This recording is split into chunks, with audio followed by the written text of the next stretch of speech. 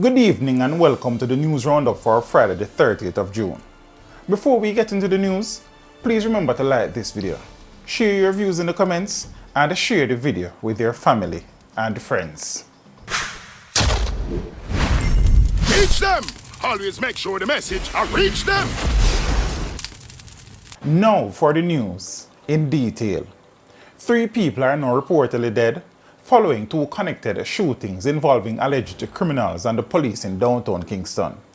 More from the head of the Kingston Central Police. Beresford Williams, Superintendent of Police in charge, Kingston Central.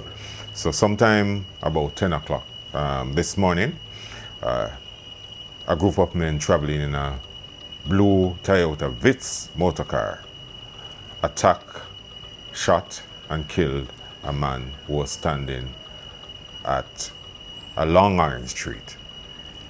One Craig Johnson, OC Big Head, of 156 Orange Street. Whilst escaping, the men engaged a group of police officers. A shootout ensued, during which one police officer was shot and injured. His injuries are not life-threatening. The car subsequently crashed into a light post in front of the York Park fire station. 2 of the attackers were found with injuries. They were transported to the Kingston Public Hospital where they were pronounced dead. The police, along with Indicom, are investigating both incidents. A man who has been on Clarendon's most wanted list since last year was killed in a shootout around 3 on a Thursday afternoon. It is understood that 21-year-old Romaine Murray, otherwise called John Tom, was holed up at a house in the community of Greenwood on the border of St. James and Trelawney. Officers from the Clarendon and the St. James police divisions swooped down on his hideout, and during a shootout, Murray was wounded. He was pronounced dead at hospital. On August 22nd last year, Murray was named on a list of the 5 most wanted men in Clarendon. Following this morning's multi-agency raid on the Quahal Yahweh religious compound in Montego Bay, St. James, the police have confirmed that 20 people have been arrested. It is understood that the group's leader is among those arrested. They are being detained at the Montego Bay Freeport police station. Information is that several exhibits, including photographs and other materials of evidential value, were removed from the compound by investigators. This morning's operation was incident-free and involved over 50 members of the security forces and other agencies, including the Ministry of Health. The raid follows the removal of 23 children from the facility late last month. The children are currently in state care. 17-year-old student of a corporate area high school pulls gun during fight. Reports are that sometime after 11 a.m. on Tuesday, June 27th, a student was allegedly seen being assaulted by the 17-year-old when a female student intervened and asked him to stop. The female student was reportedly hit in the face. She retaliated, and the 17-year-old reportedly brandished a firearm. He was apprehended hours later and was subsequently taken into custody. He was charged with using a firearm to commit a scheduled offense, being in possession of a prohibited weapon, unauthorized possession of ammunition, assault occasioning bodily harm, and assault at common law. A search of his home was carried out on Wednesday, June 28. The search yielded an APX Beretta 9mm pistol with a magazine containing 8 9mm rounds of ammunition. His court date is being finalized. A man was fatally shot during an alleged confrontation with a policeman after he stabbed a woman in the Mandeville Town Centre mid-morning on Friday. The man, who is said to be a vendor from Spanish Town in St. Catherine, reportedly attacked the woman, stabbing her in the head. A policeman intervened, and the man reportedly resisted, dropping a knife and allegedly attacked the cop. It is reported that the police officer then opened gunfire, hitting the man, who was taken to hospital where he was pronounced dead. The injured woman was also taken to hospital where she has been admitted. A vendor told reporters that she knew both the man and the woman. A St. John's Road the man come from. We call him Fata, and him sell a market from Orcharius to Mandeville. Everybody know him. And my neighbor him stab, said the vendor, who is from the Spanish Town area. The eyewitness said that it was the quick action of the cop that saved the woman. A 24-year-old member of the Jamaica Defense Force has been charged with sexual offenses after allegedly having sex with his 14-year-old stepsister.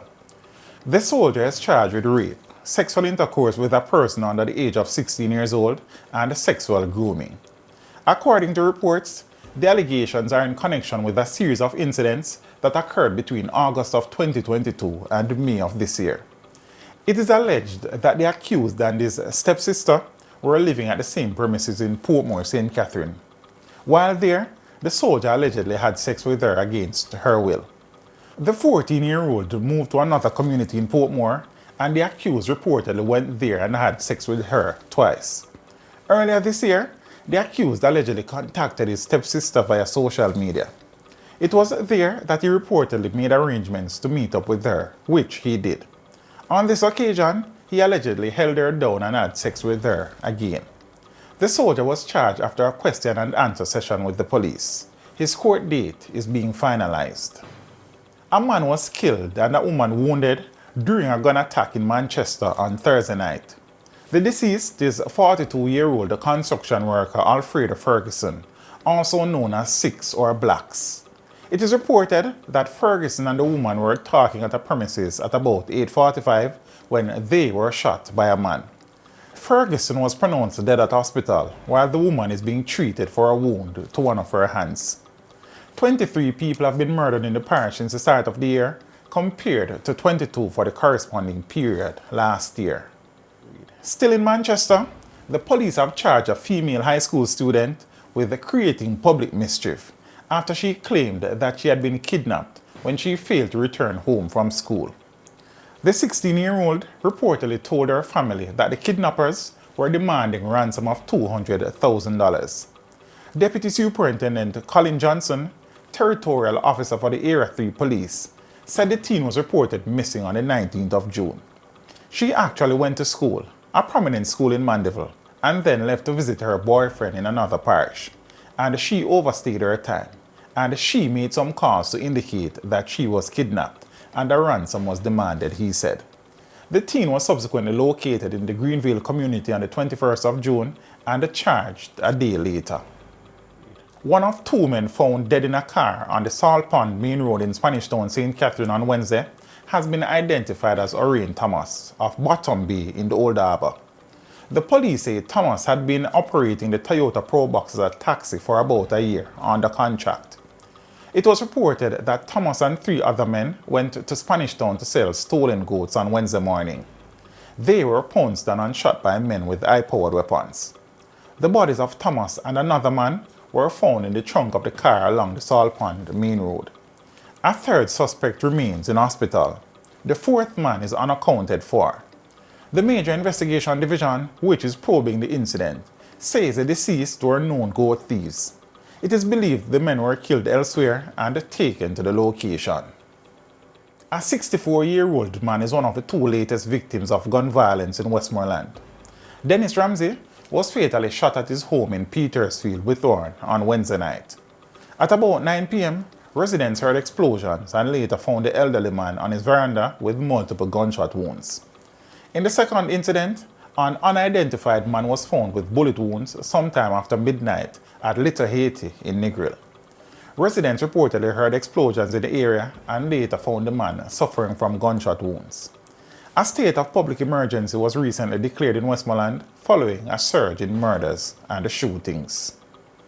The burnt remains of a man were found in the Arcas Hall district of St. Catherine on Thursday afternoon. The discovery was made around 3 by passers-by who alerted the police. There were claims that the body is believed to be that of a taxi operator who plied the Linstead to Cheesefield route, who went missing on Monday. However, the police stated that they were unable to confirm the information. They, however, did indicate that the missing cabby's vehicle has since been located. In business, the Bank of Jamaica says its decision to hold the policy interest rate at 7% was influenced by lower inflation. The BOJ's Monetary Policy Committee unanimously decided to hold the rate offered to deposit-taking institutions on overnight placements in its latest decision, as it says recent economic developments are showing some positive signs. The rate has been at 7% since November last year. Lower inflation influenced the decision, with the annual rate of price increases as at May being 6.1%. Steadying commodity prices, including the cost of grains, fuel, and the shipping prices, also influenced the move. The next monetary policy decision is to be announced on August 18. In sports, the Jamaica Athletics Administrative Association, J3A, has received a pledge in the amount of $35 million from Sports Minister Olivia Babsy-Grange. The donation is intended to go towards the association's preparation for the 2023 World Championships in Budapest.